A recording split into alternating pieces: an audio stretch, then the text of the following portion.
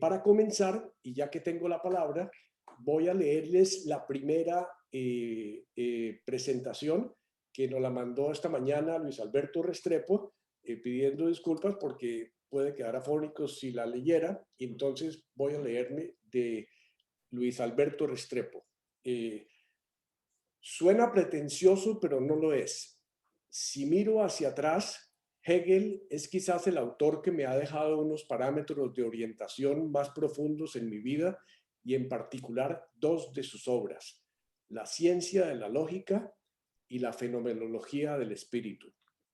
Difícil elección, pero si debo escoger una de las dos, me atengo a la ciencia de la lógica. Allí entendí muy claramente que en el universo todo tiene que ver con todo y que desde el ser de Parménides o de Tomás de Aquino hasta el último algoritmo de la física cuántica, todo lo que aspira a ser verdad o que nos aparece como realidad se ha derivado de una larga historia de verdades y acontecimientos encadenados en la que cada uno ha surgido por oposición al anterior. Y es gracias a esa labor crítica y negadora como el conocimiento y la misma realidad avanzan. Solo podría añadir que casi toda la filosofía posterior ha sido o un comentario velado a la visión hegeliana o a uno cualquiera de sus aspectos. Luis Alberto Restrepo. Muchas gracias, Luis Alberto. Excelente la presentación.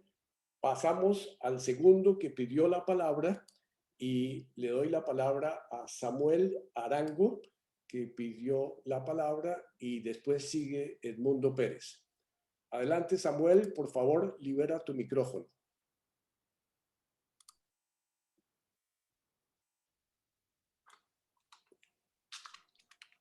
¿Listo? Yo creo que ahí está bien.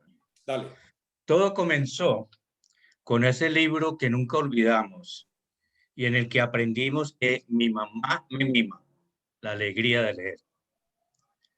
De ahí siguieron inolvidables lecturas encarretadoras como Las aventuras de Tom Sawyer y las obras de Emilio Salgari. No olvidamos la inmortal Mujercita de Louisa May Alcott. De jóvenes enamoradizos, nos adentramos en la poesía y además de cometer nosotros mismos versos, disfrutamos a Barbafakov con su canción de la vida profunda o las sensibles rimas de Becker. Leíamos aún sin entender del todo El Principito de Saint-Exupéry. Lloramos con el diario de Ana Frank. Ya en la Academia del Juniorado, nos impactó hasta el punto de no olvidar La hora 25 de Virgil Giorgio. Leímos estupefactos la Divina Comedia medio enredados. Disfrutamos una y otra vez El Quijote de la Mancha. Llevo 4 lecturas y en todas la obra me ha sido diferente. Con el padre Gaitán entramos en crisis existencial con La peste de Albert Camus. Nos marcó para siempre Rabindranath Tagore. Miles de libros se han deshojado en nuestras manos, todos memorables, unos pocos inolvidables. Hay que escoger uno, reciente. Los otros no se van al baúl del olvido. Pero en los últimos años, una obra me ha impactado al punto de haber perdido 3 veces el libro y lo he vuelto a comprar. La columna de hierro, de Taylor Caldwell. Cicerón y el esplendor del Imperio Romano. Si quieres entender el mundo de hoy, sumérgete en el pasado. Cicerón, filósofo, político, abogado, orador, escritor y ex jesuita. Esto último lo discutimos cuando lean esta impresionante obra. Listo. Listo, gracias, Samuel. Muchísimas gracias. Siguiente tiene la palabra Edmundo Pérez y no veo ninguna mano levantada por ahora. Y después Pilar. Entonces, Edmundo y después Pilar. Adelante, Edmundo. Aló, Sí, señor, te oigo. están bien. La verdad es que cuando pedí la palabra, entre comillas, con la manito azul, me refería o quería referirme a una inquietud con relación al aporte, al pasar el sombrero. No sé si Darío quieres que haga esa pregunta ahora, la dejamos para después. No era tanto para el turno. La dejamos para después si prefieren, para no perder el hilo. Muy bien. La dejamos al final, sí, gracias. Bueno, Entonces, tiene la palabra Yo, Pilar. me tocó a mí entonces. Ok, serán muchos los libros que me han impactado, pero ahora en esta época de la pandemia volví a sacar aquel libro que me marcó desde el 2012. Es La magia. ¿Ok? Este libro es de Rhonda Byrne. Este libro consta de 28 días de ejercicios donde se trabaja sobre la gratitud. Cada día te lleva a un tema diferente, te despierta memorias y vas descubriendo la magia que existe dentro de ti. Tienes que creer en la magia para encontrarla. Si no crees en la magia, no la encontrarás. Podría decirles que mi vida es otra cuando añadí el agradecimiento a mi estilo de vida. Los temas son muy diversos, como son las bendiciones que tenemos, la salud, el dinero, las relaciones, cómo salir de la negatividad, cómo atraemos cosas, qué es el magnetismo, y día a día nos vamos llenando de una sensación de paz, de armonía y de una felicidad indescriptible. Yo he recomendado este libro muchas veces y en momentos difíciles es muy bueno volverlo a retomar. Todos mis amigos siempre me dicen, necesito otra vez la magia, porque de verdad esto te hace un cambio maravilloso en tu vida. Hace un bien enorme al espíritu y al cuerpo.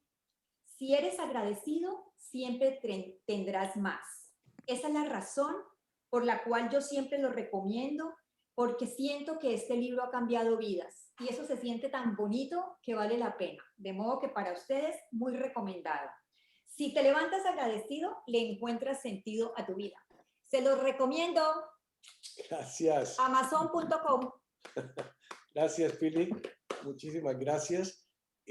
Adelante, Silvio Zuluaga. Y después sigue Julio Hidalgo. Y después Carlos Posada. Silvio. Bueno, yo no sé cuál es el libro que más me ha gustado, pero voy a hablar de alguno que me ha gustado. Entré a la Librería Nacional del Centro Andino en Bogotá y le comenté a uno de los dependientes que quería leer algo sobre el comienzo de la vida humana, ya que pensábamos hacer un safari a algún país del centro de África. Sin dudarlo me dijo, no se arrepentirá, léase estos dos libros, Homo Sapiens y Homo Deus. Realmente me encantó el estilo periodístico de Harari y sobre todo me fascinó la manera agradable como este historiador judío contaba el cuento de cómo el Homo sapiens ha venido y sigue evolucionando. En poco tiempo terminé de disfrutar la lectura de los libros sugeridos y me dije, tengo que leer El origen de las especies de Darwin con el fin de entender un poco el proceso de la evolución. Aunque tediosa su lectura, me fue llevando parsimoniosamente por el sendero lento, soñoliento y cargado de casualidades de la generación de la vida hasta el Homo sapiens. Pues bien, una tarde Roy y yo aterrizamos en Nairobi y el safari lo vivimos con un ingrediente adicional, ya que el ensueño y la admiración de paisajes y animales salvajes en su hábitat natural le añadimos memorias de cómo nos hemos venido y seguimos mudando como sapiens. En Nairobi iniciamos una gira en avioneta que nos llevó a los parques naturales de Amboseli y Masai Mara. Y de pocas palabras, en el primer vuelo me senté en el puesto del copiloto y el piloto, muy cortés y de pocas palabras, me permitió hacer un recorrido darwinista hasta llegar de 3.500 millones de años desde los primeros microorganismos hasta llegar al Homo sapiens. Y durante los 9 días siguientes se entremezclaban la fantasía de leones en acecho y jirafas elegantes con la imagen de los cazadores recolectores y vagamundos que se iban asentando, domesticándose ellos mismos, domesticando animales y plantas y en medio de la revolución agrícola aprendiendo muy aplicados a acumular trigo y a planear a mediano plazo. Asimismo, las migraciones de cebras y wild beasts, miradas desde un globo aerostático, nos presentaba un mundo mágico y a la vez nos traían la pregunta de por qué aquellos seres primitivos emprendieron un éxodo al Oriente Medio, a Europa y a Asia. De igual manera, cuando nos subíamos al jeep para buscar pacientemente en las praderas jabalíes, hipopótamos, avestruces y antílopes, nos llegaba a la mente el lento proceso de la invención del lenguaje, de las religiones, de la formación de tribus, feudos, aldeas, encomiendas y sus gobiernos. Realmente que fue un safari ararístico. Esto Gracias, es todo. gracias Silvio. Muy amable. Excelente. Tiene la palabra Julio Hidalgo. Libera tu micrófono. Porque mucho más.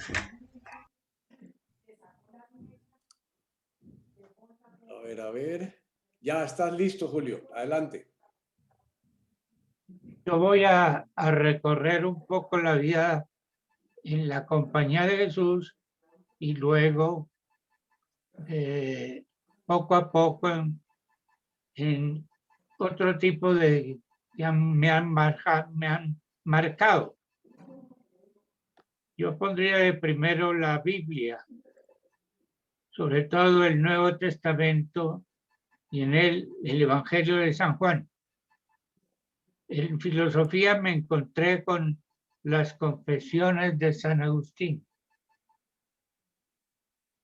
Después, Don Quijote. Yo me encontré un casco de la Segunda Guerra Mundial y un compañero me lo cambió por el Quijote de la Mancha. Me quitó, me dijo, ese descubrimiento. También, como alguien lo decía, Rabindranath Tagore. Y luego, de los más recientes, La economía azul, de Gunther Paoli y Arani. Esos son los míos. Gracias, Julio. Muchísimas gracias. Siguiente, Carlos Posada, y se prepara Bernardo Nieto. Adelante, Carlos Alberto. ¿Me das compartir pantalla? Estás autorizado. Listo. Bueno, buenas tardes para todos. Mi libro lo estoy mirando desde el punto de vista muy sentimental, muy de afectos, muy de cariño, muy de recuerdos. Mi libro es Robinson Crusoe, así lo conocemos. Realmente que yo leí se llamaba Vida, extrañas y sorprendentes aventuras de Robinson Crusoe, marinero de York, y escrito por él mismo. Lo leí sentado en un taburete de madera y de cuero. Por eso se llama taburete, tambor, taburete en francés. Y era yo un niño más o menos de 12 años que en un patio de la casa en el poblado, exactamente en el barrio Manila, leía este libro. Libro que conseguí en la Biblioteca Pública Piloto, ubicado en la playa. En un primer edificio fue este. Creo que mi papá me consiguió de los primeros carnets de la Biblioteca Pública Piloto. Pero este libro en concreto lo leí prestado en uno de los buses de las bibliotecas rodantes que estaban apadrinadas por la UNESCO a favor de la Biblioteca Pública Piloto de Medellín para la América Latina, y era el servicio de extensión. Me llama la atención que en la buseta hubieran puesto Avenida La Está Plaza, bien. siendo Avenida La Playa. Robinson Crusoe, pues, es una obra del inglés Daniel Defoe, quien la publicó en 1719 y es considerada la primera novela inglesa. El tema es la autobiografía del protagonista, un náufrago inglés que pasó 28 años aislado en la desembocadura del río Orinoco, en una isla cercana a Trinidad y Venezuela. Parece que la historia fue inspirada en hechos reales ocurridos a náufragos como Pedro Serrano y Alexander Selkirk, constituyendo así una plena novela de aventuras. Decía al comienzo que se conoce con el nombre de Robinson Crusoe, pero el título original es parte de la novela. Dice así: Vida e increíbles aventuras de Robinson Crusoe, de York, marinero, quien vivió 28 años completamente solo en una isla deshabitada en las costas de América, cerca de la desembocadura del gran río Orinoco. Habiendo sido arrastrado a la orilla tras un naufragio en el cual todos los hombres murieron menos él, y tiene además una explicación de cómo al final fue insólitamente liberado por piratas y está escrito por él mismo. Este es el título original de la primera edición. Robinson comenzó su vida en York siendo un banquero, consiguió mucho dinero y resolvió cambiar su vida, dejar de pertenecer a la clase media y se va a Brasil. Ahí le va muy bien, se convierte pues en un empresario y un día se embarca para conseguir esclavos africanos que trabajaran para él. Ese barco naufraga, Crusoe, único sobreviviente, llega a la isla, cree que esto es un castigo de Dios, pero dice, voy a salir adelante.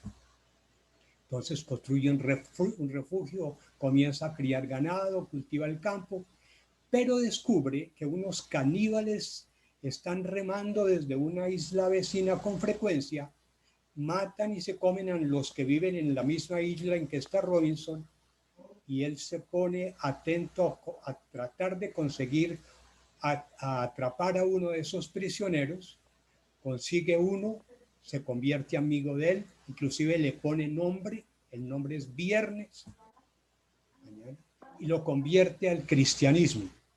Después de 28 años, los dos abordan un barco inglés y Robinson regresa a su ciudad. La novela comienza así. Nací en 1632 en York, de buena familia, aunque no de la región, pues mi padre era un extranjero de Brema que inicialmente se asentó en Hull. Allí consiguió hacerse con una considerable fortuna como comerciante y más tarde abandona sus negocios, se va a vivir a York, donde se casó con mi madre, que pertenecía a la familia Robinson, una de las buenas familias del condado y de la cual obtuve mi nombre completo, Robinson Crusoe. Por la habitual alteración de las palabras que se hace en Inglaterra, ahora nos llaman con el apellido Crusoe. Así me han llamado siempre mis compañeros. Una vez que terminé de leer Robinson Crusoe, yo, Carlos Posada, proseguí mi vida aventurera. Nunca he olvidado ese hermoso libro porque me enseñó que la vida no me sería fácil y que yo debía enfrentarla para salir adelante. Y en medio de todo, y después de leer a Robinson Crusoe, mi vida sigue siendo una aventura. Muchas gracias. Belleza, belleza, Carlos, excelente. Muchísimas gracias. Gracias, muchas gracias. Tiene la palabra Bernardo, se prepara Gabriel Díaz. Adelante, Bernardo.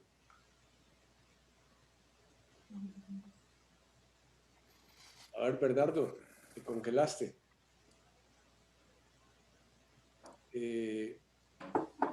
Bernardo, ¿Estás ahí? estás congelado. ¿Estás ahí? Estamos bien. ¿Estás ahí, Bernardo? Pues dale, Gabriel. Sí, mientras tanto, mientras Bernardo se descongela, se cayó la conexión de Bernardo. Adelante, Gabriel. Gabriel Díaz, libera tu micrófono, por favor.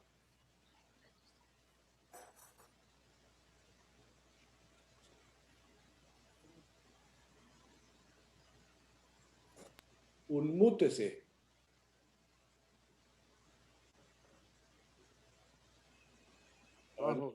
Nos están vistiendo. Ahí ya está, Gabriel, ya estás. Ya. Adelante. Gracias. Muy amable. El libro que más me ha impactado en mi vida y que es un libro muy importante y que ya lo mencionaron y que realmente me ha dado mucha visión en la vida han sido los 4 evangelios. Lo leí en el noviciado y realmente comencé a aprender muchas cosas de ellos y ver muchas cosas que me parecían importantes, lo que era la vida de Cristo y lo impactante que ha sido para el mundo entero y para el universo ese libro y todo lo que había realmente reflejado en la historia del mundo y todo lo que había cambiado la orientación del mundo. Esos 4 evangelios para mí han sido muy importantes y realmente me han abierto visiones muy importantes en la vida y refuerzo mucho para saber llevar las cosas y aprender de la memoria de lo que allí se escribió, muchas fórmulas para uno poder vivir y para uno poder manejar y llevar a cabo todo el esfuerzo con que uno hace en la vida.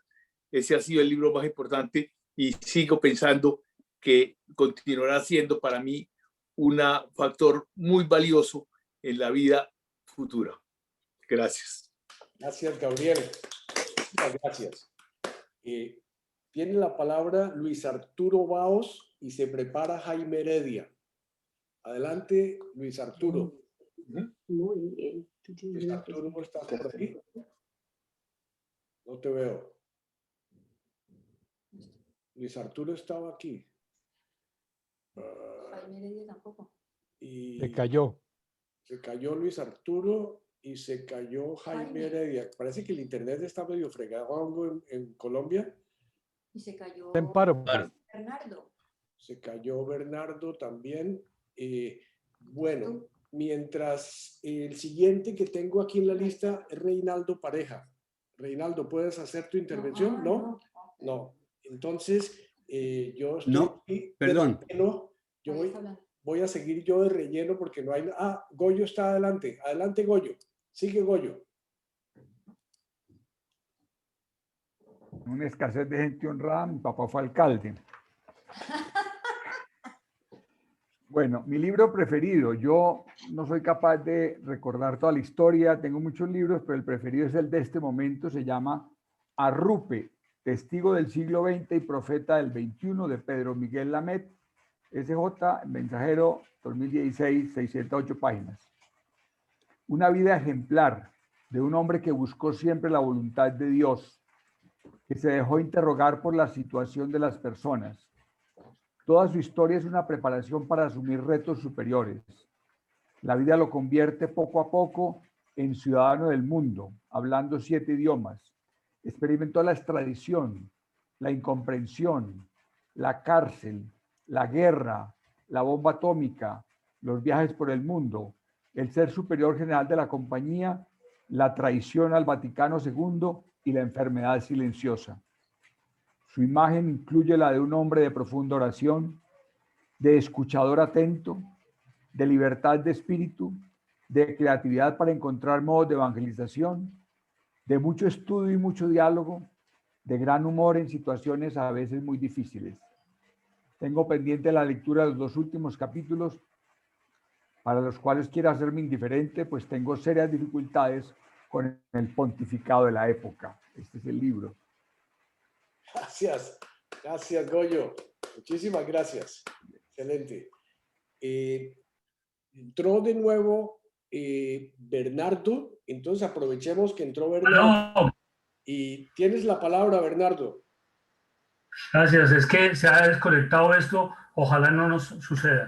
Bueno, son dos libros los que a mí me guían en la vida, por supuesto, y todos los días lo leemos, particularmente el Nuevo Testamento, los Evangelios, pero la Biblia está en la vida de Miriam y en la vida mía como guía para mi vida y mi acción. Y hay otro libro que fue un regalo de cumpleaños de Alberto Jaramillo y de Isabelita, que en inglés se llama Heroic Leadership, el liderazgo al estilo de los jesuitas, escrito por un ex jesuita a quien conocí, se llama Chris Lowney, que tiene 5 ideas principales. Son los pilares sobre los cuales se basa el liderazgo como característica de los que pasamos por ahí. Primero, todos somos líderes y debemos serlo. Basados en la experiencia de los ejercicios espirituales, hay 4 grandes líneas que el individuo humano puede seguir para conseguir el sentido de la vida.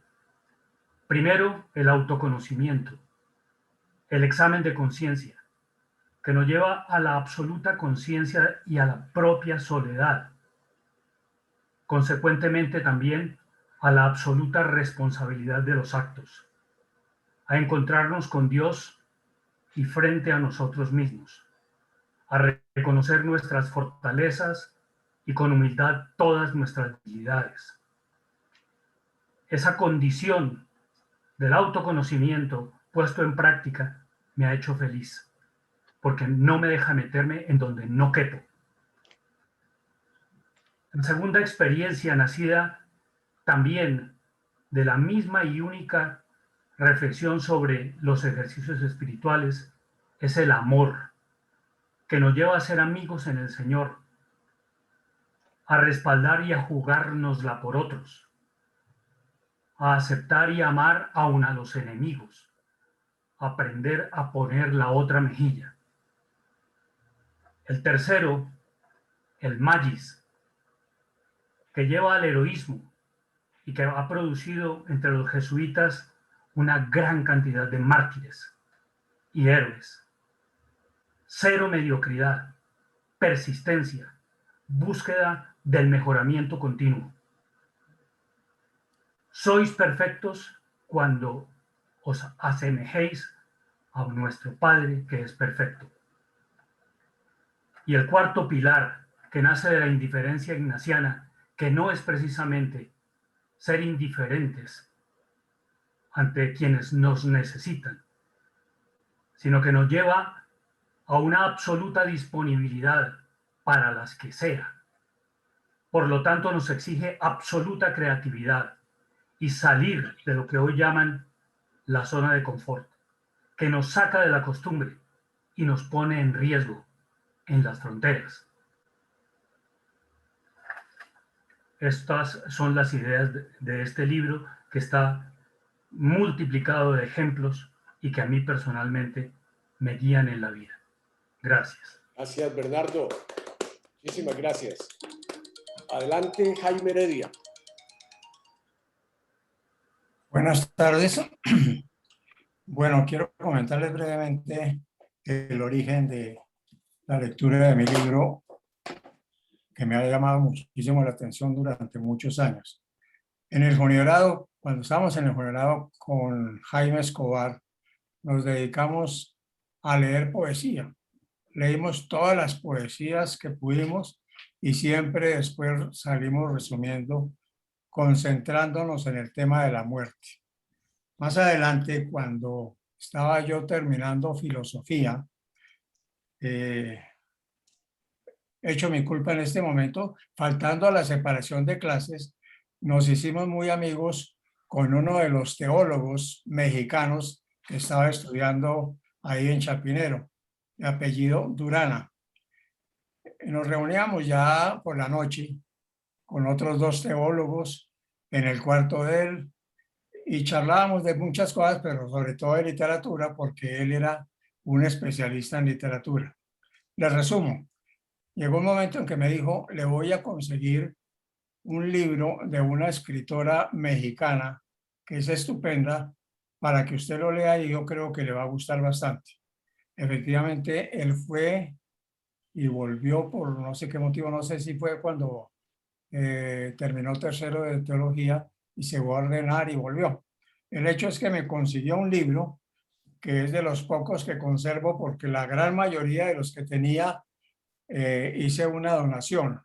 Aquí está el libro, no sé si se alcanza a leer el título. Godoy. ¿No? Súbelo, Sí. súbelo. Entonces se los digo. Érase un hombre pentafásico. Okay. Leído. Bueno, de una escritora muy famosa, Emma Godoy. El libro, como dice su título, Un hombre pentafásico, trata 5 aspectos importantes de la riqueza humana. Uno, el primero, es el tema del libre albedrío. Habla muy bien sobre el tema de la libertad y la necesidad de ser realmente humano teniendo libertad. El segundo aspecto que trata es el tema de lo espiritual, lo religioso, como valor para la humanidad, para el hombre. El tercer aspecto es el de la inteligencia, la parte de la razón. El cuarto tema es, o el cuarto aspecto de la persona es lo trivial, o sea, lo común, lo ordinario que nos sucede a todos. Y el quinto libro es, el quinto tema es lo sentimental, lo erótico, lo sexual. Trata esos 5 aspectos con una profundidad estupenda. Yo he leído ese libro a través de todos estos poquitos años que llevo, como 4 veces. Me parece extraordinario. Es un poquito alejado a los temas religiosos que en lo poquito que me ha permitido hoy en Internet participar, que he escuchado hasta ahora, pero esa es mi realidad. Excelente. Listos. Gracias, Jaime. Muchísimas gracias. Tiene la palabra Edmundo Pérez.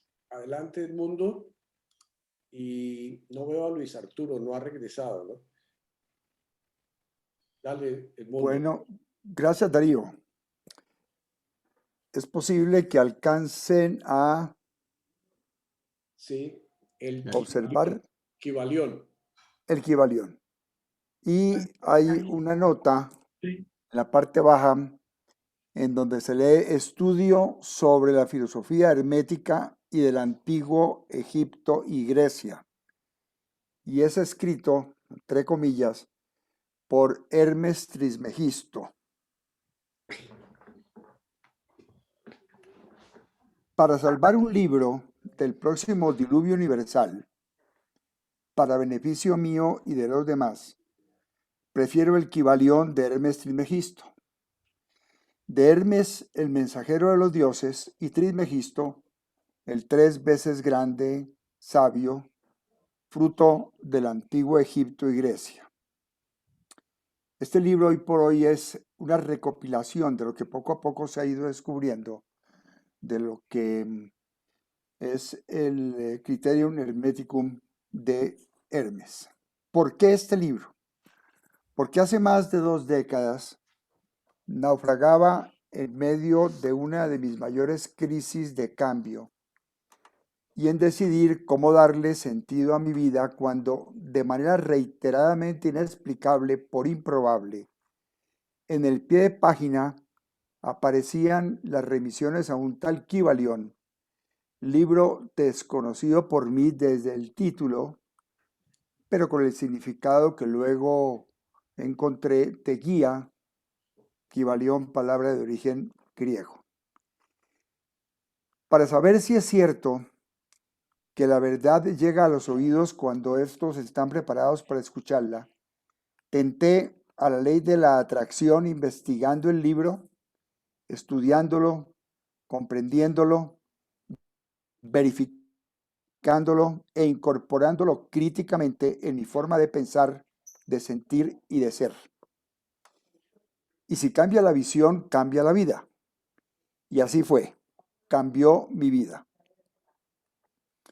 Con su aprendizaje, mis nociones eclécticas recibieron la iluminación del orden de sus principios por su estructura, sencillez, claridad, universalidad, veracidad, aplicabilidad, con los efectos en mí de paz, felicidad y plenitud que se desprenden de definir el sentido y la misión de la vida. Como ejemplos de esos principios, enumero el de la correspondencia, que existe entre los estados del ser y de la vida en los diversos planos, mental, material y espiritual del cosmos. Como ejemplo, el telescopio y el microscopio se hermanan para confirmar cómo es arriba, es abajo, y al contrario, como es abajo, es arriba, y permiten razonar y avanzar sobre lo desconocido. En este principio sí que recuerdo a Carlos Posada. Segundo, la vibración. Nada es inmóvil, todo vibra. Explica que todo es puro espíritu, desde la intensidad absoluta en la vibración hasta la más ruda forma de materia aparentemente en reposo.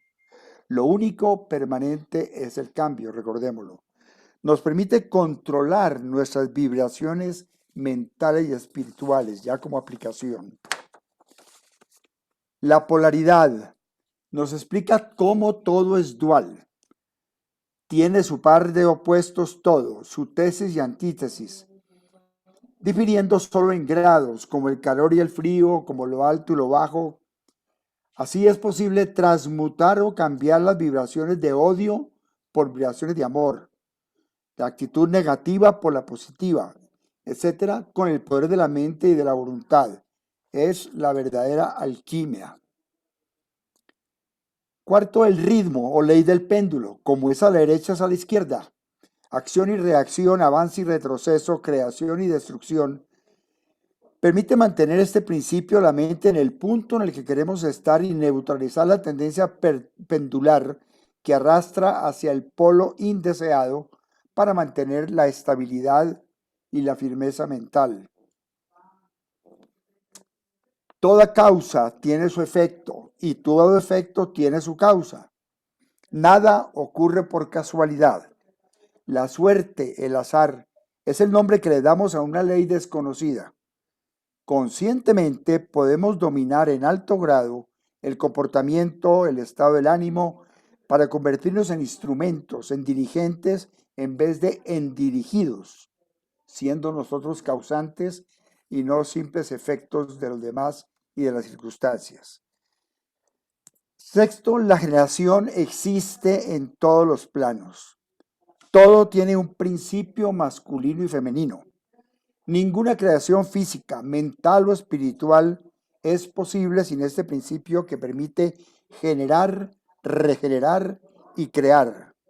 Cada ser tiene en sí mismo los dos elementos. Y el más importante quizá, el todo es mente, es espíritu, es la realidad sustancial detrás de todas las apariencias como el universo material, como la energía. Es en sí mismo indefinible. En él vivimos, nos movemos y tenemos nuestro ser. Nada hay por fuera del todo. Si algo hubiera por fuera del todo, el todo no sería el todo. Por lo tanto, somos manifestaciones del mismo y único todo. Vivir impregnado de esos principios es tener consciente y prácticamente la manera de gerenciar mi vida para cumplir la misión definida con sentido y felizmente. Por todo ello y mucho más, es el libro que prefiero salvar. Si están aquí, es posible que tengan los oídos preparados para escucharlo. Gracias por ser, estar, sentir y vivir como amigos de toda la vida. Bravo, Edmundo, muchas gracias.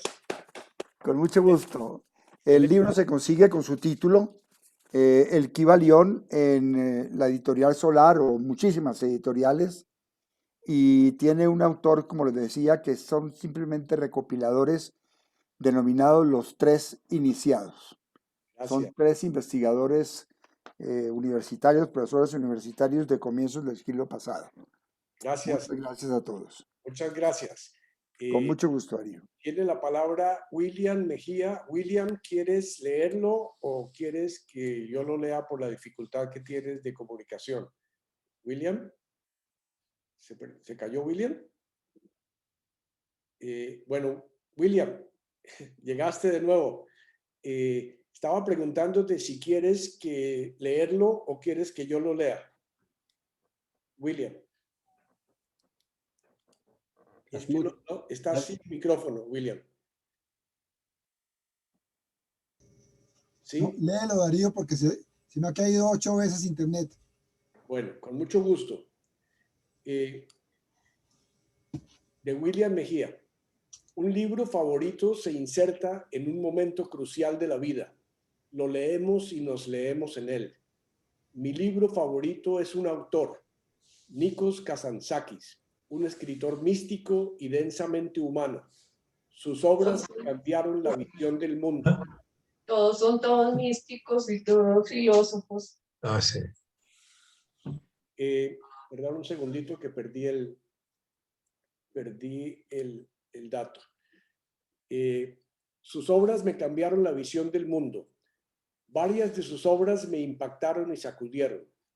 En Alexis Sorba, o Sorba el griego, un joven que amaba los libros es sacado de su mundo libresco por el existencial minero Sorba. Y este le dice, todo el que vive los misterios no tiene tiempo para escribirlos. Los que los escriben no tienen tiempo para vivirlos. La vida hay que vivirla, no leerla, y el hombre necesita un poco de locura. Esa vitalidad que se danza se complementa con ascesis, que acerca el pensamiento griego al bíblico, plantea si elegir la meditación o la acción e intenta reconciliarlas y ascender por las sendas del amor.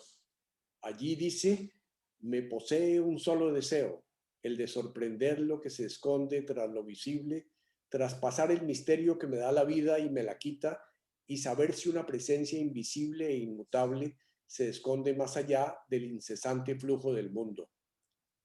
La lucha entre el espíritu y la carne vibra en la última tentación de Cristo. El carpintero Jesús, a quien odiaban los judíos por hacer cruces para los romanos, es tentado y a punto de morir, se baja de la cruz y se marcha con María Magdalena, verdadero Dios y verdadero hombre. En Cristo de nuevo crucificado, los aldeanos que van a dramatizar la pasión ayudan a unos refugiados, pero tienen que vérselas con las autoridades eclesiásticas. El pobre de Asís plantea el desprendimiento de los bienes materiales como fórmula para acercarse al Creador, siguiendo el mensaje de amor de Jesús, y expone su visión del cristianismo. Su carta al Greco es el encuentro imaginario con el abuelo para recorrer los secretos del arte trascendente de su compatriota cretense. Las figuras estilizadas que conocemos, que nos hacen mirar hacia arriba, explican por qué allí dice que siempre durante toda mi vida una palabra no ha dejado de tiranizarme y de azotarme, la palabra subida.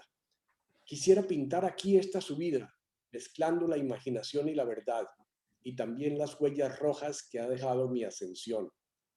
Leer a Kazantzakis es encontrarse de nuevo con lo que expresa el monte Sinaí a la isla de Venus. El valor del hombre reside precisamente en el hecho de buscar y ser consciente del imposible.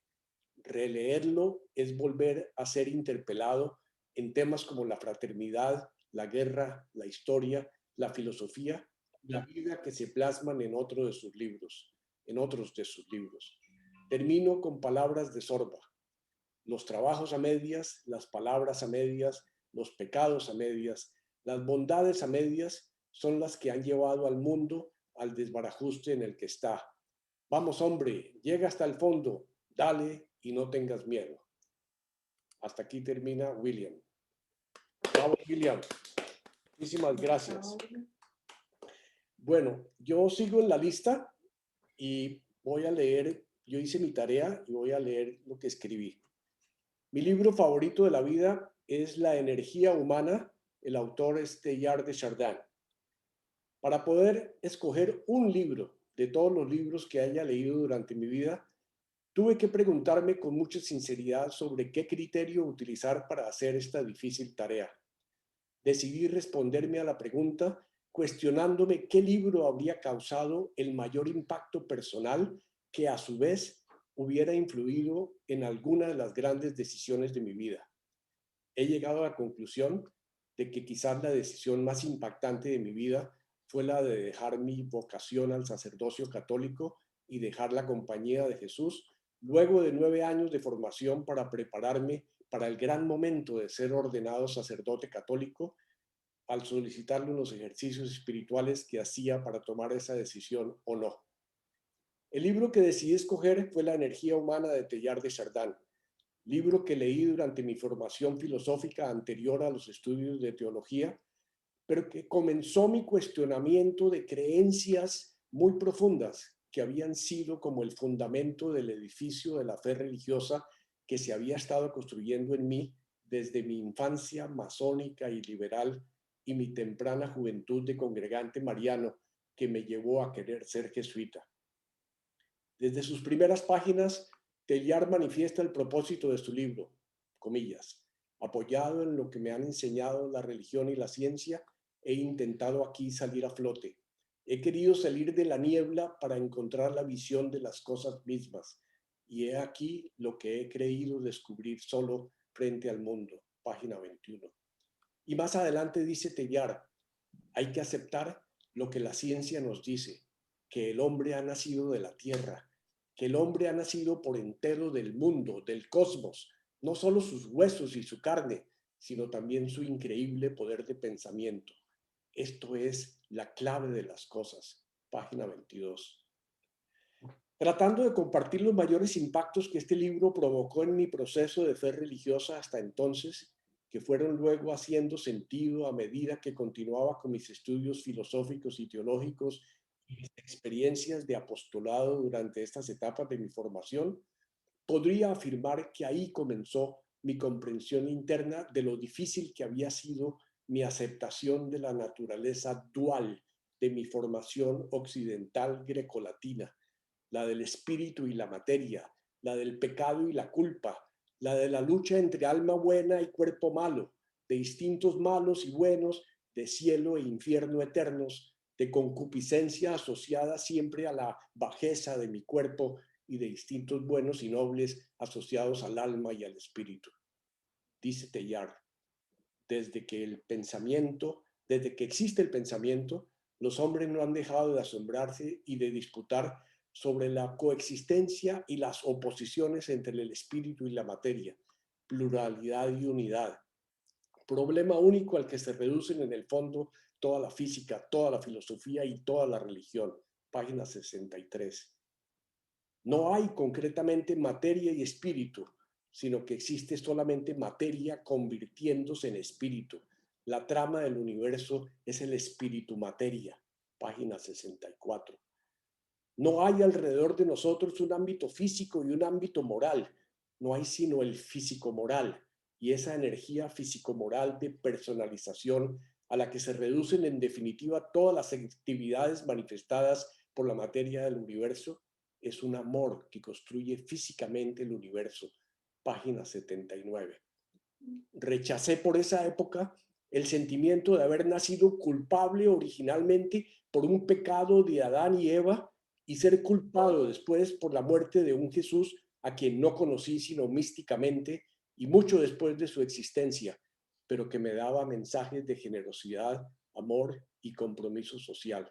Tan contradictorio esto. Comprendí luego e integré a mi vida el no dualismo, la no culpa, el no pecado y poco a poco ahondé en mi ser energía, en el Dios de adentro de mí y de los otros, el del amor que nos atrae y nos completa, que nos integra al universo y que poco a poco fue derribando los cimientos de ese edificio inicial de mi fe y dando paso al edificio de la realidad de mis relaciones con los otros, al encontrar al Jesús de carne y hueso, que vivió como hombre pleno, no dualista y sí comprometido con los suyos. Comprendí poco a poco que esos discípulos y esos evangelios que habían sido creados para darle sentido y adaptación a la religión judía para un mundo ya influido por la filosofía grecolatina, no eran sino una manera de comunicar la experiencia impactante y extraordinaria que un hombre notable con energía interna intensa y carismas extraordinarios, pero plenamente humano, había dejado en sus seguidores. Seguidores a quienes yo quería incorporarme en ese momento de la historia como sacerdote en una iglesia que conocí internamente y en la cual yo ya no creía como institución.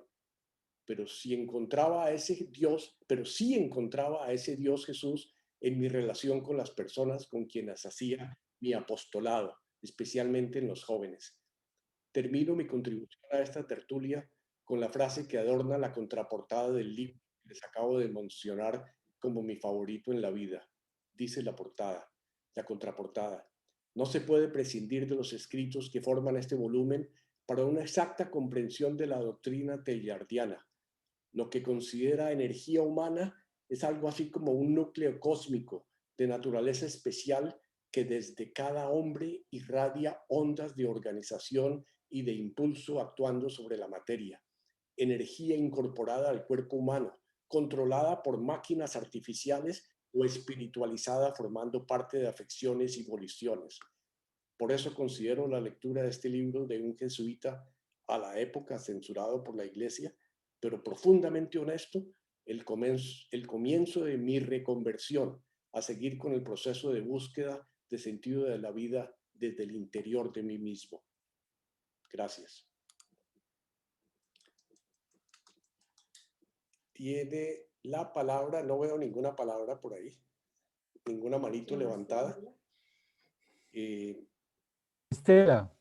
Jorge Luis. Estela estaba pidiendo la palabra. Estela. ¿Estelita? Adelante, Estela. Ya.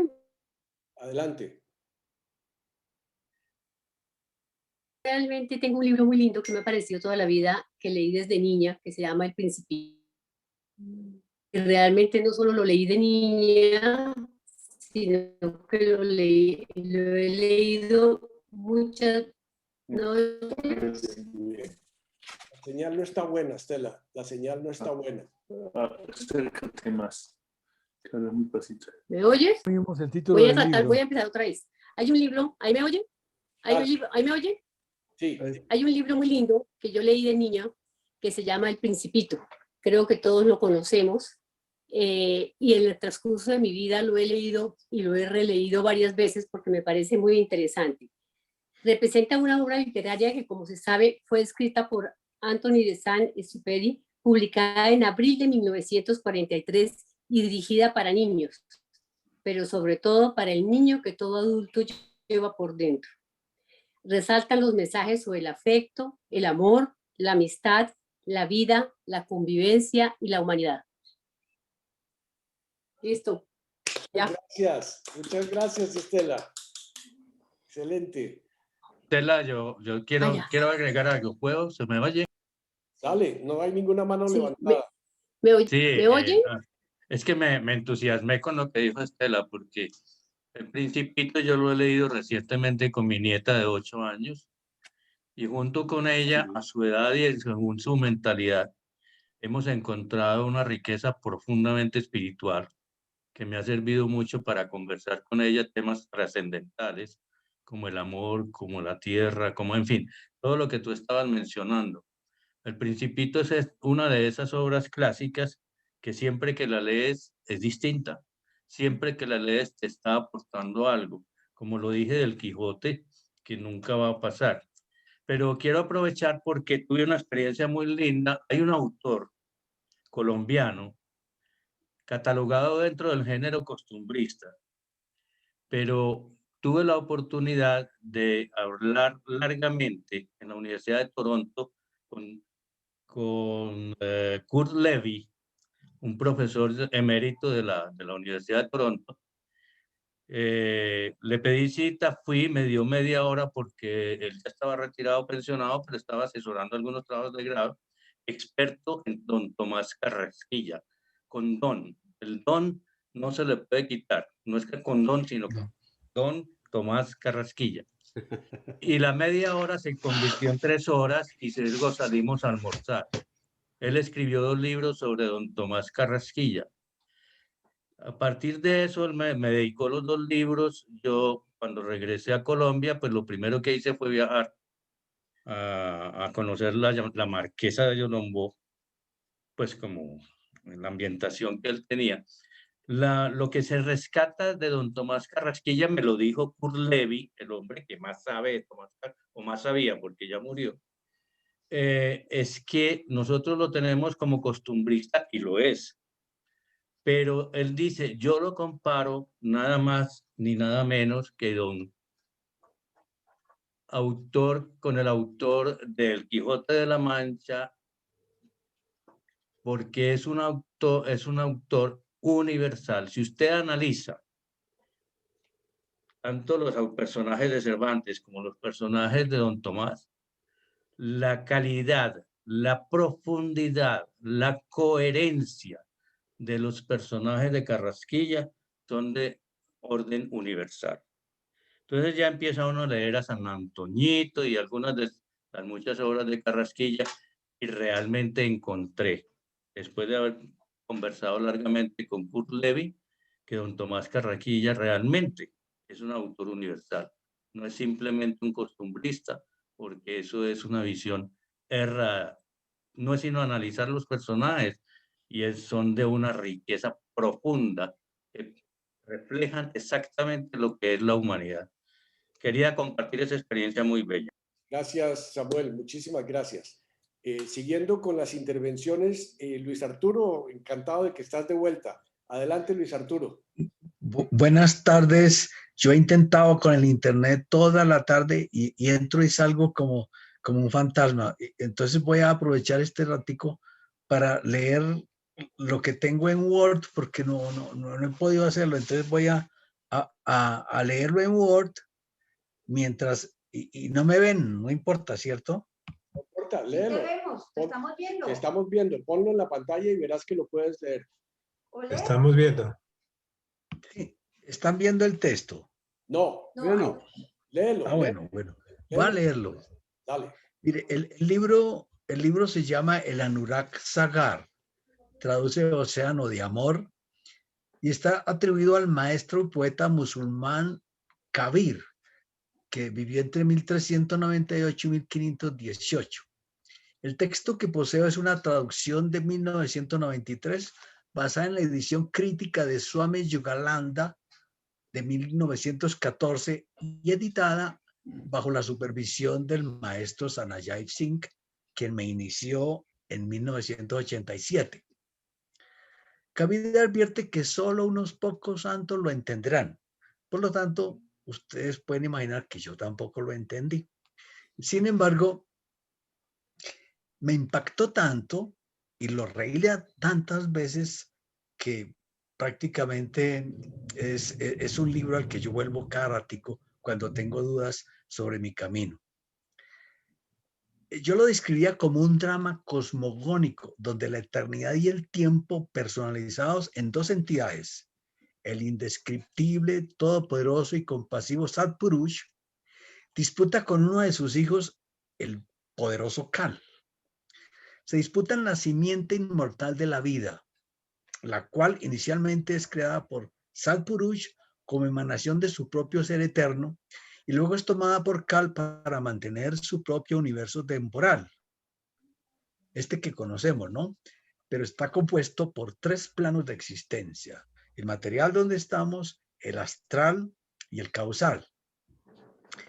En este drama, el Satpurush decide llevar de nuevo a su hogar eterno las almas atrapadas por Kal en innumerables cuerpos, donde transmigramos sin esperanza de liberación en la rueda del samsara.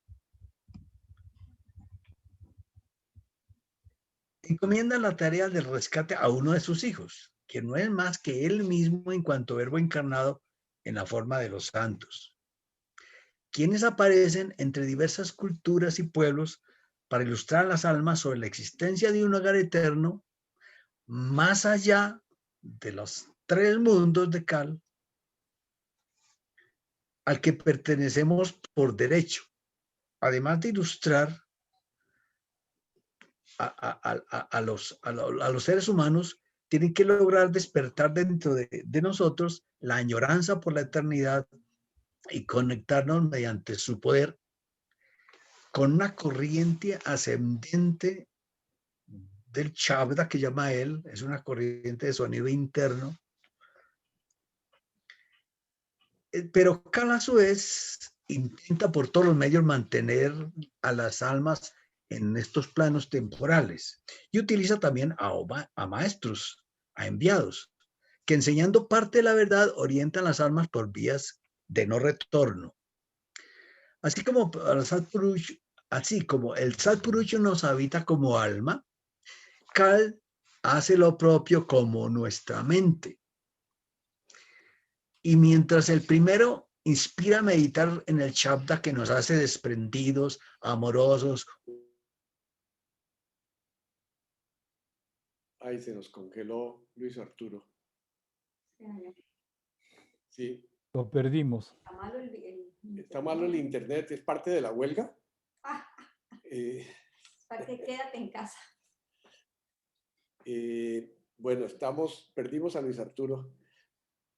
Vamos a ver, ¿algún otro voluntario? No veo ninguna mano levantada, ni siquiera en el sistema. Vicente Alcalá, te veo. Adelante, Vicente. Necesitas liberar tu micrófono. Ahora sí, adelante, Vicente. Gracias. Yo tenía 17 años en 1959. Fue la primera experiencia grupal, al menos de la que tengo conciencia o memoria después de la familiar. Era en un sitio muy agradable, bajo pinos mediterráneos, con vista al mar, en el puerto de Santa María, en Andalucía. Durante 1 hora diaria aproximadamente nos reuníamos en pequeños grupos para la lectura de los evangelios. Leíamos y comentábamos espontáneamente sin mayores pretensiones. Estábamos en el noviciado. De esto hace largo tiempo y no recuerdo muchos detalles, solamente la sensación de bienestar y agrado de aquella experiencia. Al plantear la pregunta por el libro favorito, me vino a la mente esa escena y no dudé de la respuesta. El contenido del libro de los 4 evangelios es conocido por todos nosotros. La belleza de las parábolas e imágenes es universal. Los mensajes que encierran son del mejor humanismo y sobre todo está la persona del autor o diríamos el protagonista, Jesús de Nazaret. Yo no me sé de memoria ni mucho menos los capítulos y los versículos, pero en el subconsciente permanecen las palabras, los escenarios, las enseñanzas, los hechos, y con alguna facilidad busco cuando quiero profundizar en algo. 50 años después de la experiencia que conté al comienzo, es decir, hace 12 años, en 2009, imprimí el primer libro escrito completo por mí. Su estructura central es la de experimentar, comprender, afirmar lo que Jesús vive y en consecuencia de ello, invitar a amar y actuar personal y comunitariamente de manera congruente con el Evangelio. Gracias. Gracias, Vicente. Gracias. Excelente, excelente. Vamos a ver. Luis Arturo volvió. ¿Reinaldo? Luis Arturo volvió. Luis Arturo volvió. Acaba de... Sí. Volvió. Luis Arturo, ¿puedes terminar? Libera tu micrófono.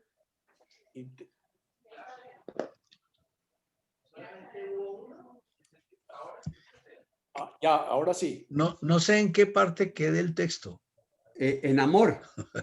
No sé si lo leyeron. La lo eternidad. escucharon. La eternidad del amor. Dale.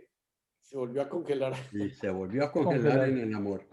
Creo que ese era lo que quería decir. Sí. Mientras tanto... Carlos Torres pareció habernos levantado la mano. Carlos, no veo ninguna mano levantada. Mundo, ¿quiere volver a hablar? Adelante, Mundo. Reinaldo. Gracias, Darío.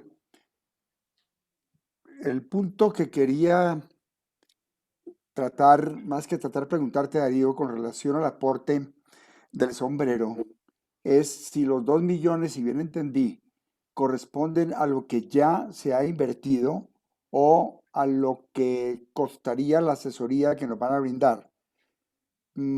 Porque me gustaría saber cuál es el monto total para también calcular de qué manera podemos aportar quienes queramos hacerlo. Gracias. Gracias, Edmundo. Prefiero guardarme la respuesta para no romper el hilo de las intervenciones, pero prometo antes de terminar responderte, sí. Muy bien. Entonces, un punto más para ti, y es que te quiero comprometer a una jornada en la cual barajemos la energía humana de Teilhard con el Kybalión. Y siento que va a ser espectacular la coincidencia de tantos aspectos. Gracias, Darío. Ponemos en la lista, gracias. Reinaldo Pareja, adelante. ¿Comentario? ¿Puedo hacer? Libro favorito. No, libro, no alcancé a escribir y entonces no quiero alargarme, pero sí tengo un comentario de todo lo que han leído que me gustaría compartir. ¿Hay alguien que quisiera leer su parte del libro favorito? Carlos Torres está levantando la mano. Carlos, adelante, Carlos, te vemos de lado, pero no has liberado tu micrófono. Hoy apareciste de lado.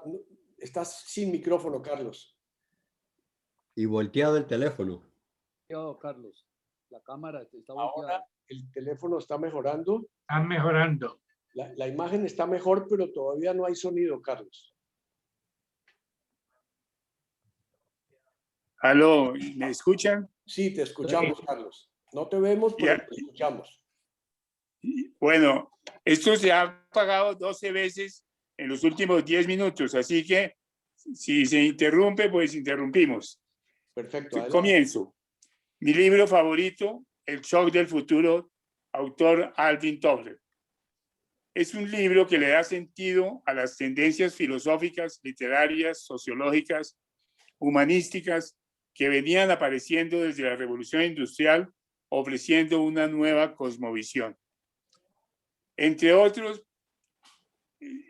se pueden mencionar 1984 de George Orwell, El mundo feliz de Aldous Huxley, Julio Verne y sus viajes, La peste de Camus, L'homme c'est inconnu de Alexis Carrel, Psicología reflexiva de André Marc, el Concilio Ecuménico Vaticano II, inspirados por Juan XXIII y Pablo VI, el existencialismo ateo de Sartre, el existencialismo cristiano de Paul Claudel, la evolución de Teilhard de Chardin, la informatización de Charles de Gaulle, Stephen Hawking y su libro sobre el origen del universo, para llegar a Alvin Toffler, un americano difícil de clasificar, ya que más que un autor de ciencias administrativas, es un filósofo social que ha colaborado de manera sustancial en entender el mundo en que vivimos y sus grandes tendencias. Antes de él, Orwell y su libro 1984 habían tratado el mismo tema. Igualmente, El mundo feliz de Huxley y en el campo literario también las novelas de Julio Verne. Buscaban todos tener por anticipado una visión del futuro y sus implicaciones sobre la vida de los seres humanos. Toffler se destaca por lo acertado de sus visiones de futuro en muchos campos de las relaciones sociales. En 1970 publicó su primer gran éxito, El shock del futuro, que incluso fue llevado al cine. Su idea clave es que el mundo está en movimiento, que no se trata de un mundo estático como se creía hasta los años 60 del siglo XX. Además, ese movimiento no es constante, es acelerado y afecta a todos los campos de la vida individual y social de los seres humanos. Posteriormente, profundizó sus ideas en su libro La tercera ola, que publicó en 1980. Planteó que una vez superadas la era agraria y la era industrial, la humanidad ha entrado en una nueva era, la era de la información. A quienes nacieron y han vivido en los últimos 40 años de las ideas de Toffler, puede parecerles obvias por una simple razón. Acertó casi en todo lo que dijo que iba a suceder. Por tanto, efectivamente, el mundo concebido como algo estático hasta la primera mitad del siglo XX es hoy sin duda entendido como un mundo cambiante y dinámico.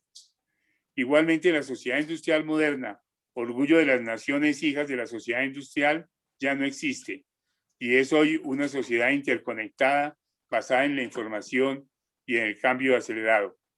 Pero Toffler no solo logra describir y predecir las realidades sociales, sino que además utiliza una metodología para ello, por lo cual su importancia científica radica sobre todo en que se le puede considerar el padre de la prospectiva, una disciplina nueva necesaria en un mundo de cambio acelerado.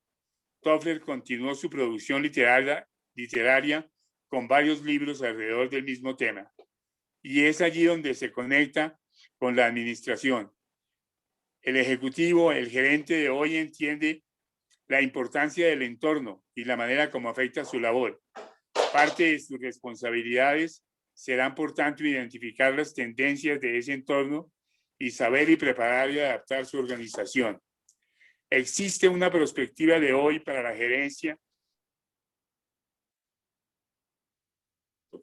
Según Toffler, las estructuras de las organizaciones deben cambiar continuamente ante la cambiante nueva situación. Manejar el cambio es una de las nuevas realidades que debe incorporarse al pensamiento administrativo.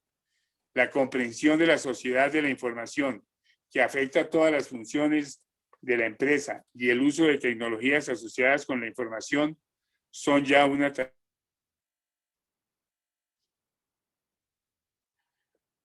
¿Carlos? ¿Carlos? ¿También perdimos a Carlos?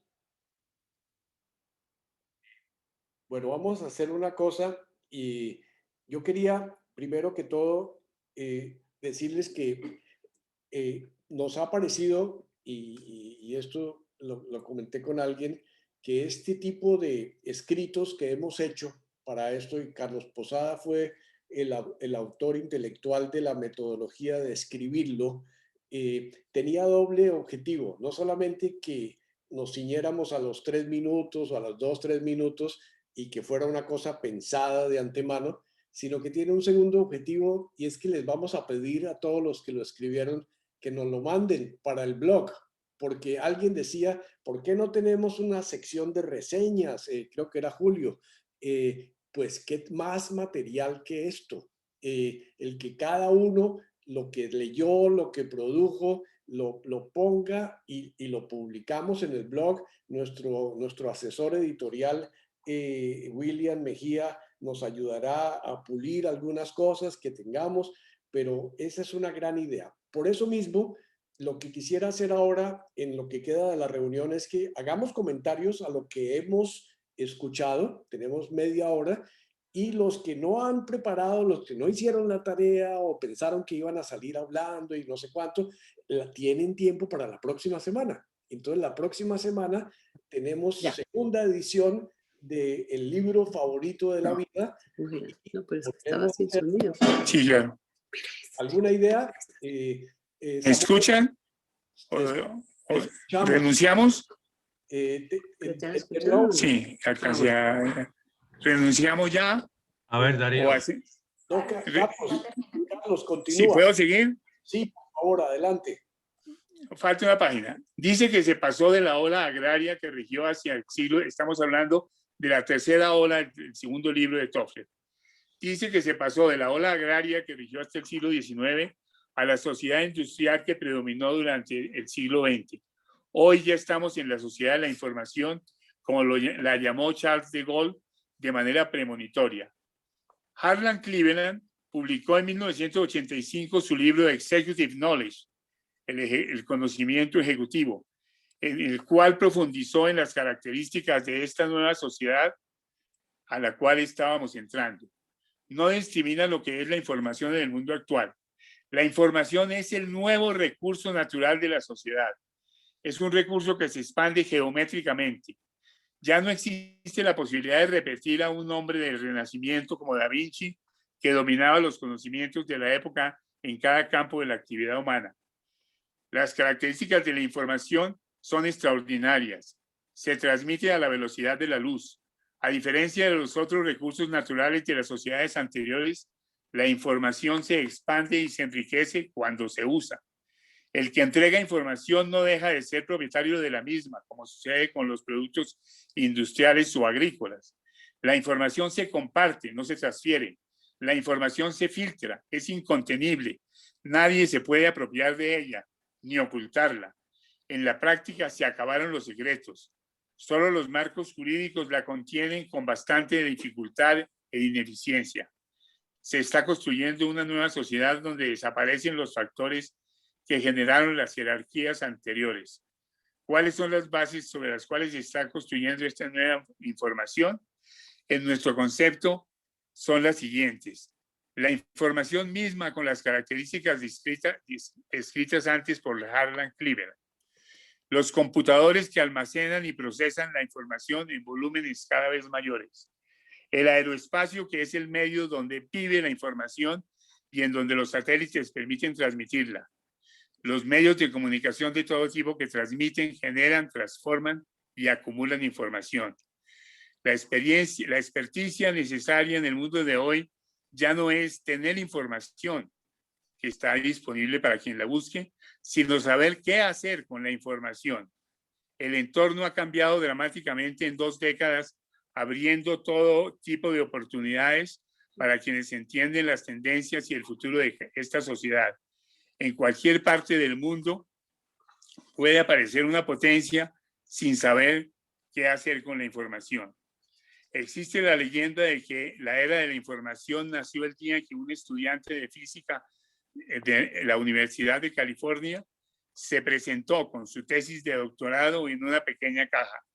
Al preguntarle a los profesores que explicaran en qué consistía su tesis, respondió: es la construcción de una bomba atómica con información disponible universalmente y materiales comprados en el comercio público.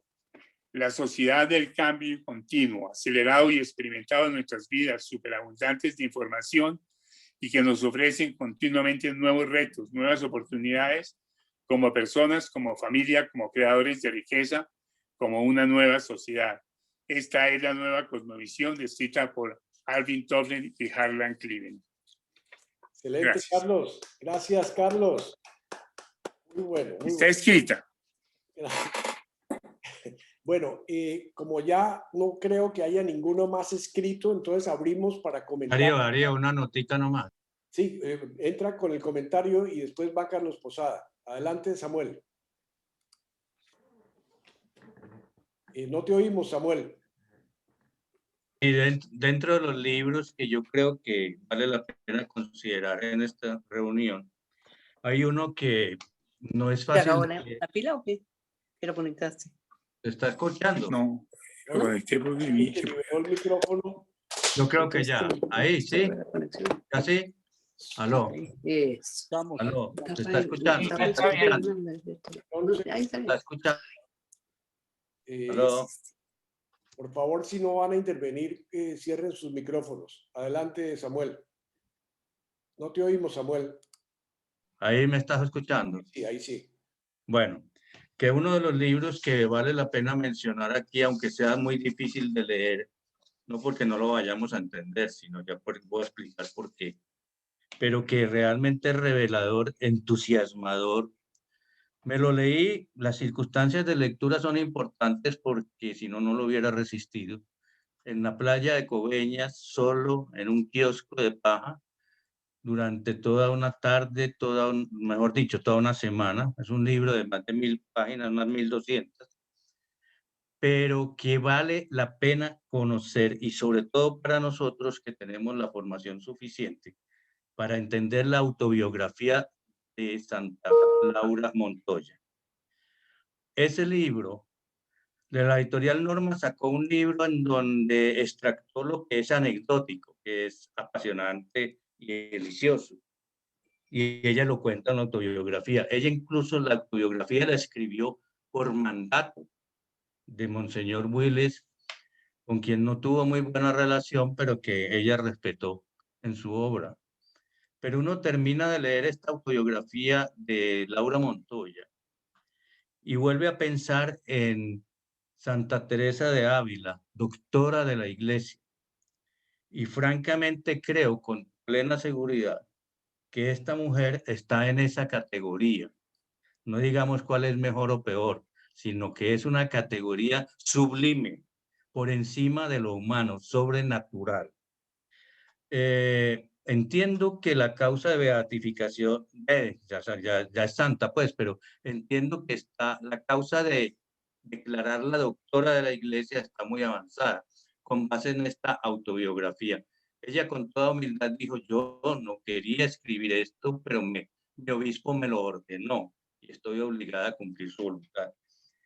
Esta autobiografía, como digo, es de la categoría o de la altura de Santa Teresa, doctora de la Iglesia. Eso me llevó a visitar Belencito, visitar su habitación, visitar también a Jericó y las zonas donde ella se movió, Santa Fe de Antioquia, donde 12 años fue maestra, etcétera, etcétera. Y hablé con gente que incluso la conoció, y obviamente pues muy anciana en este momento, y no hablé con Amparo Grisales, creo que ella no lo conoció, pero valió la pena. Y me encontré en Belencito con una sorpresa que no la he podido todavía jalar ese hilo por la pandemia, pero enseguida de la pieza o la habitación donde murió Laura Montoya, que tiene una cama gigantesca porque ella era de un volumen pues muy extendido, muy gordita. Sí. Hay otra habitación que perteneció a una monjita que se llamaba Teresa Tejada. Teresa Tejada era una monjita muy joven, murió muy joven también, no tenía más de 23 años cuando murió por los lados de los Motilones, por los lados de la zona de conflicto actual. Una mujer que cuando se le presentó a Laura Montoya, que ya tenía fundada su congregación, le dijo, yo quiero ser monjita de su congregación. Eso exigía un protocolo para poder ingresar a la comunidad, pero Laura Montoya se quedó mirándola y le dijo, estás aceptada. Ver siquiera quién era, ni de dónde venía, ni para dónde iba, inmediatamente. Ella sintió que esa mujer era extraordinaria.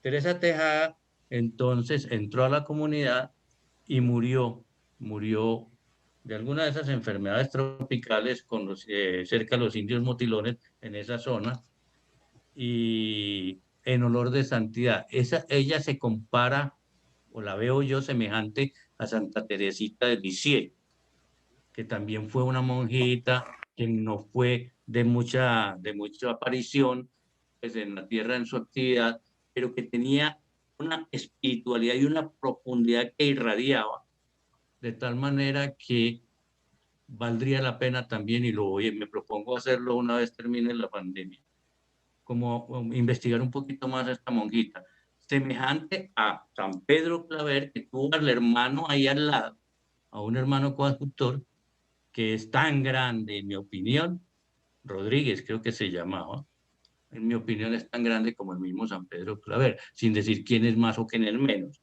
Sin embargo, incluso fue un poco más atrevido en la lucha contra la esclavitud. Recomiendo entonces la autobiografía de Laura Montoya. Gracias.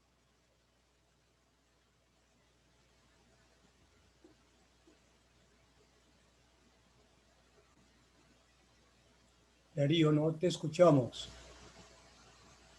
Darío, no. Abre el Darío. micrófono. Darío, está Abre sin el micrófono. micrófono, Darío. Había cerrado, discúlpeme. Carlos Alberto, adelante.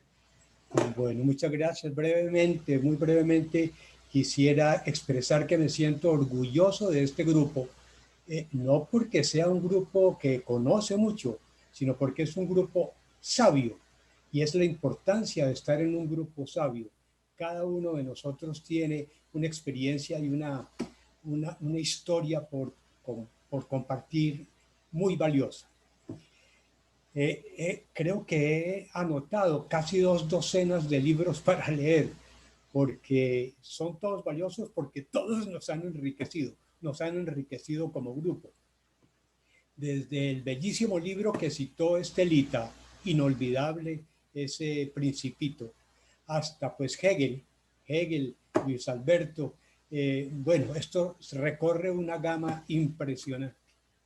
Quiero referirme brevemente al comentario de Edmundo Pérez sobre su libro preferido, El Kybalion, no solamente porque lo conocí hace algún tiempo, sino porque recientemente me ha servido de muleta para seguir caminando hacia adelante en esa aventura que me enseñó Robinson Crusoe.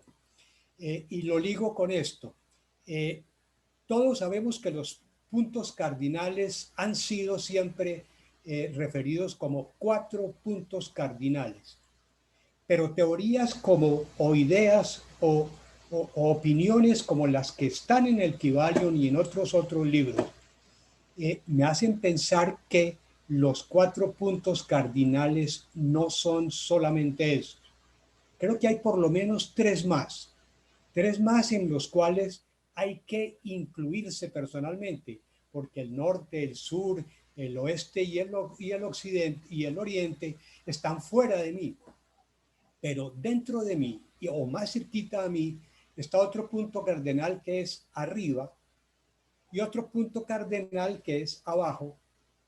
Pero el tercero, el más importante para mí, es el aquí.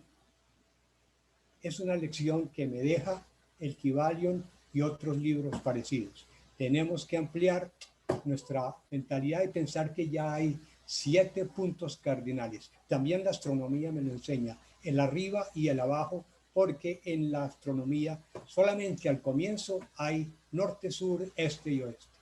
Muchas gracias. Qué bien, Carlos, qué bien. Muchas gracias. ¿Algún otro comentario general? Reinaldo, libera tu micrófono. Yo también quiero. Reina. Y después Jorge Luis. Gracias. Lo primero que quisiera hacer es realmente felicitarlos, porque todo este grupo ha demostrado el calibre de la profundidad y del valor interior que tenemos como grupo y que tienen cada uno como individuos.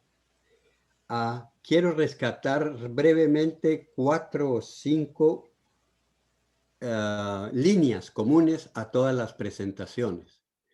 La primera es que todos se expresaron en su lectura un humanismo profundo, realmente el sustrato de quiénes somos nosotros como individuos y como pertenecientes al género humano. También vi que hay una orientación de ser, una preocupación de todos por expresar una orientación de ser.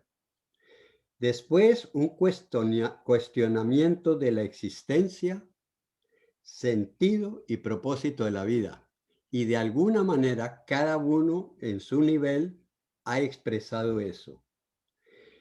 Pero lo más importante, creo yo, que todos han expresado es una vida interior profunda e intensa, que no se ve ciertamente como fase fácil de encontrar cuando está uno con amigos superficiales.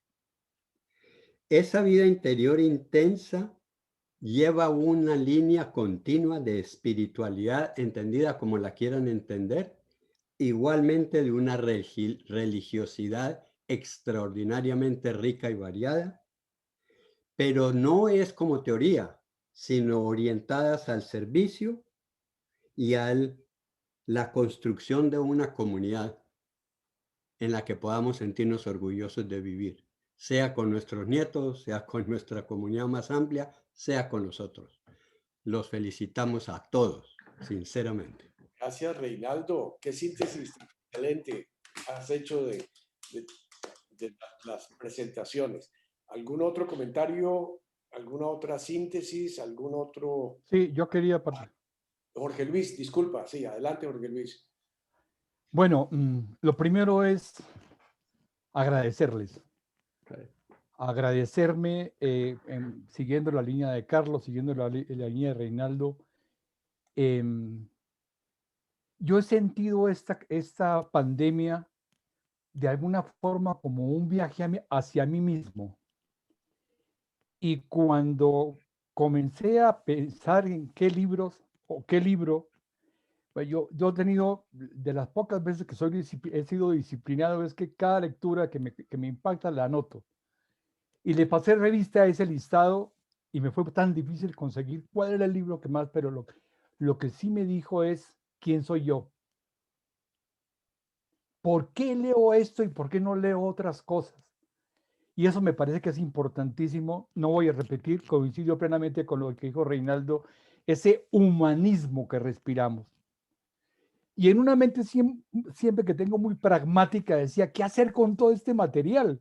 Y se me ocurrió, gracias a que Carlos me robó la idea, de llevar esto al blog. Pero incluso pensé, y lo dejo flotando, ¿por qué no un libro como el de los jesuitas que hemos recibido, el de Companions? Donde cada uno de nosotros, una hoja, lado y lado, explica lo que escribió hoy o pone lo que puede ser un libro maravilloso. Entonces, dejo estas inquietudes porque realmente la riqueza es enorme. Qué tarde tan profunda, qué tarde tan rica a pesar de las distancias, pero también los libros nos unen y nos comprometen frente a otros. Gracias. Gracias, Jorge Luis. Excelente. Comparto plenamente y lo que dijiste, y quisiera añadir, yo a algunos de ustedes les he mandado unos mensajes que me mandó Edmundo García.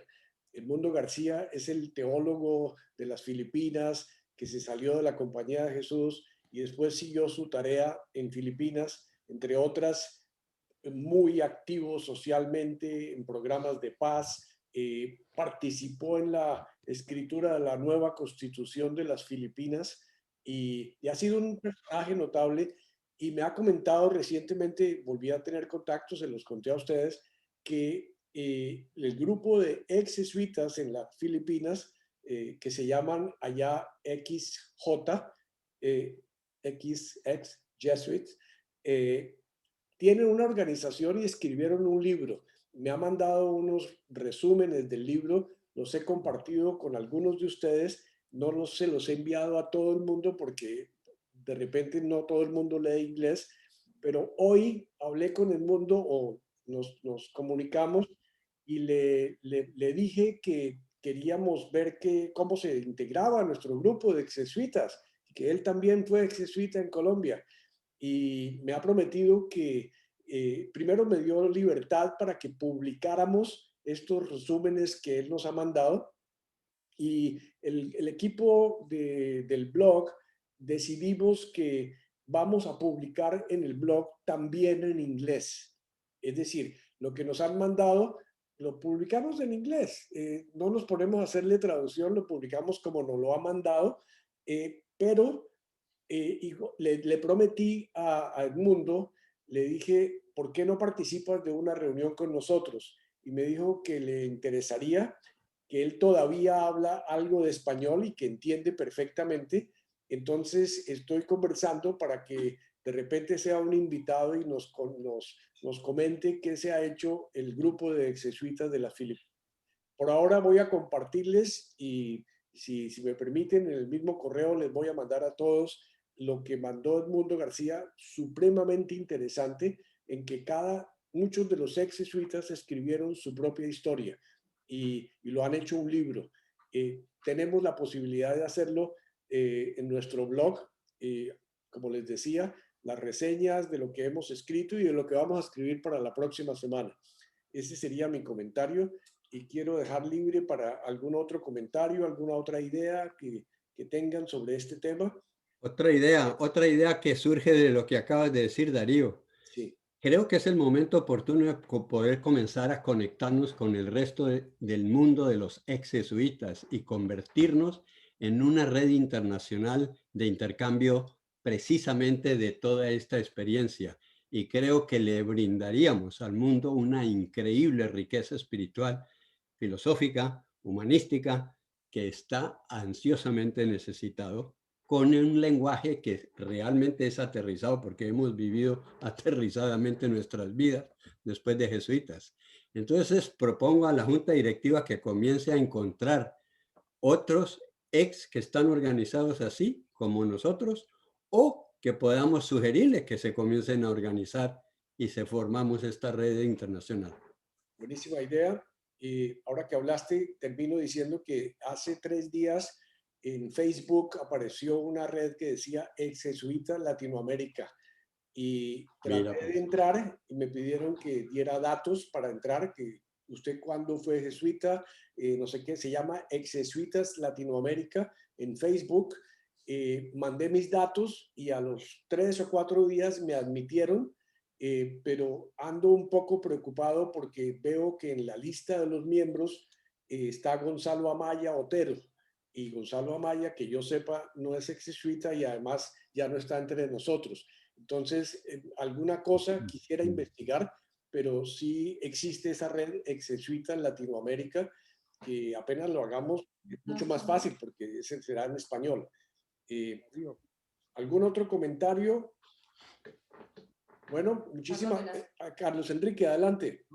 ¿Me oyen? Te oímos, sí. Un poquito más volumen. A ese grupo del chat. Eso, tú perteneces ahí. Muchos jesuitas metidos, y es muy metido dentro de la misma fe de la religión, de las misas, de lo que piensa la Facultad de Teología de la Javeriana, ¿sí? Realmente participó muy poco y hay jesuitas adentro. Ok, gracias, Carlos Enrique. Muy bien, nos vamos. Feliz tarde, muchísimas gracias. Y la semana entrante el mismo tema para todos los que no hicieron la tarea hoy, pero que la pueden hacer para la próxima y completamos el tema. Gracias. Darío, tengo una pregunta. Darío, un momento. Sí, señor. Oye, yo tengo una necesidad de contactar a alguien en Medellín, en Ruta N. Si alguien tiene un contacto en Ruta N en Medellín, me gustaría. Yo te llamo, Samuel. Yo te llamo. Ok. Pilar me acaba de acordar que tengo que contestar la inquietud de Edmundo sobre el blog, sobre el sombrerito. A la fecha hemos gastado con los primeros gastos iniciales de registro, etcétera, etcétera, hemos gastado unos 2 millones de pesos. Ahora, de ahora en adelante, la persona que nos está ayudando, que entre otras, muchas gracias, Carlos Torres, porque Carlos nos refirió a una persona en Colombia. Yo había hecho una cotización aquí a ver cuánto nos costaría que alguien nos diera mantenimiento, porque no quiero pasar todo el día descubriendo por qué se sale del teléfono la versión de nuestro blog. Y aquí es carísimo. Y Carlos me consiguió una persona en Bogotá que ha resultado muy eficiente, muy bueno, y hemos llegado a un arreglo de más o menos unas 6 horas al mes. Total, hemos quedado que le vamos a dar más o menos unos 350,000 pesitos por mes, pudiendo nosotros pedirle todas las cosas a nivel del blog, ampliarlo, crear un poquitico más de marketing. Yo no soy un especialista en marketing y él nos puede ayudar mucho en eso. Y cualquier falla que tengamos, como la que hemos tenido en el último mes, de que se salía la versión de los artículos, se salía del teléfono y 50% de nuestros lectores... Todavía se sale. Todavía yo no pude leer ayer porque, sí, yo ayer no pude leer porque se cortaban los pedazos. Se cortan los pedazos. Sí, o sea, yo voy leyendo y este pedazo al lado derecho no continúan 2 o 3 palabras, entonces no entiendo qué sigue. Exactamente, ese es el problema que hemos tenido y ya me prometió que esta noche, primero hubo que hacer un clon del blog. Nosotros, él bajó toda la información para no irla a perder de un momento a otro al hacerle cambios internos y ya hasta esta noche está haciendo un ejercicio que ya no falla. Entonces, muy probablemente mañana por la mañana tendremos ya bien este tema, pero además una cantidad de detallitos. Ya mejoramos la versión telefónica, la que sale cuando sale bien, y realmente sabe del tema. Pero entonces lo que yo voy a mandarles es una información, un mensajito, no solo a ustedes, sino a toda la comunidad, digamos, a los que tenemos en nuestra lista. Si hacen un depósito, yo tengo una cuenta en Colombia que nadie me deposita plata, entonces cuando depositen quedará ahí. Le mostraré eso al grupo y en la próxima reunión les decimos cuánto hemos recogido y si hace falta... si sobra, evidentemente lo utilizamos para guardarlo para las próximas necesidades que tengamos, pero si hace falta, pues volvemos a pasar el sombrerito. ¿Alguna sugerencia? Me dijo alguien que hiciera sugerencias. Hombre, puede ser de 50, ¿En qué banco tiene la cuenta? Como que cada uno quiere. Esa es la idea. ¿Edmundo? Número de la cuenta. Los 350 de los que hablas, Darío, son para un mes. Entonces, ¿será que conviene que quienes queramos y podemos nos comprometamos a un aporte mensual de tal manera que pudiéramos tener una base segura, hasta donde sea factible, de los honorarios mensuales para este señor? Que no sea por una sola vez el primer mes, es mi inquietud. Carlos Alberto, ¿querías decir algo? De pronto, Darío, organizar una membresía podría ser que cada mes aportemos tal cantidad y que nos hace como miembros del grupo. No sé, no es fácil. Yo personalmente, le soy muy sincero, yo no pensaba pasar el sombrerito. Yo lo he hecho personalmente con toda sinceridad y con mucho cariño, pero ya se empezó a subir un poquito de más y entonces por eso decidí consultarle al grupo. Yo creo que si se hace una donación de aquí al 12 de mayo y lo que ustedes piensen y quieran hacer y viendo qué recogemos, puedo decirles, hombre, podemos tener 5 o 6 meses ya pagos con lo que ustedes han dado. Y si dentro de 5 o 6 meses, mostrándole las cuentas al equipo, aparece que necesitamos más, pues volvemos a pasar el sombrerito. Pero inicialmente quisiera que no fuera una obligación, sino que un momento del valor que ustedes quisieran colocar, porque todo el mundo es diferente. ¿Les parece ese proceso? ¿Algún comentario más? No digamos por cuánto tiempo, 500. ¿Gabriel? No, está bien. Okay. ¿Algún comentario adicional? Entonces, hoy mismo mando esto con la información. Está una cuenta mía de Bogotá, de Colombia, perdón, del Bancolombia, y hay otra que tengo aquí en Miami, por si acaso ustedes quieren mandarlo a la cuenta de Miami, ningún problema. Jorge Luis, la otra vez que hicimos una donación, lo hizo a través de Miami, cuando en diciembre hicimos alguna cosa, pero queda abierto y muchas gracias de verdad de antemano. Tenemos un instrumento maravilloso que puede ser cada vez mejor. Gracias por todo. Un abrazo, qué rico haberlos visto. Un abrazo para todos. Chao. Buen fin de semana.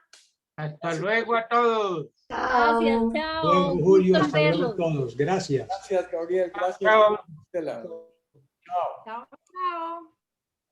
Chao, Pili. Chao, Ron. Chao, Estelita. Olguita, Chao, adiós. Estelita. Chao. Chao, Olguita. Olguita, adiós. Chao. Pido. Olguita. Río, A gracias. todos, hasta luego. Saludos de Doña Elcita. Gracias a todos. Gracias. Saludos, Saludos a Elcita. Clarita. Con mucho gusto. Hasta la próxima. Chao. Chao. Bendición a todos. Traiga Elcita. Recibido. Tráigala. No la dejé allá. Espérate, que te está llegando. Un saludo.